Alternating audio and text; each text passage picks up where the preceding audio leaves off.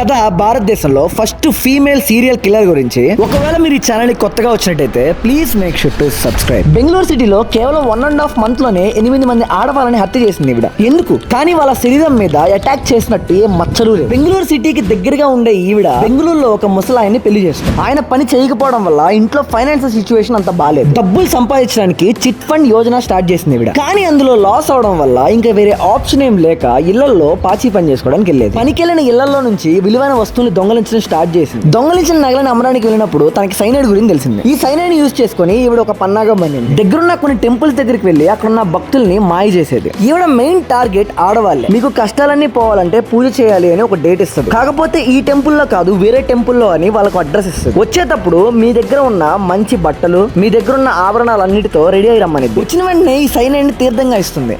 ఆ తర్వాత ఆ నగల్ని దొంగిలించి వెళ్ళిపోయింది. ఇలా ఈవిడ చాలా మర్డర్స్ చేసింది. ఒక రోజు ఇలా సైనైడ్ ఇచ్చి నగలు దొంగలిస్తూ పోలీసులకు పట్టుబడింది. ఆ తర్వాత నుంచి ఈవిడికి కెంపమ్మ సైనైడ్ మల్లిక అనే పేరు వచ్చింది. ఇలాంటి ఉపయోగపడే ఇంట్రెస్టింగ్ స్టోరీస్ కోసం మన ఛానల్ ని సబ్స్క్రైబ్ చేసుకోండి.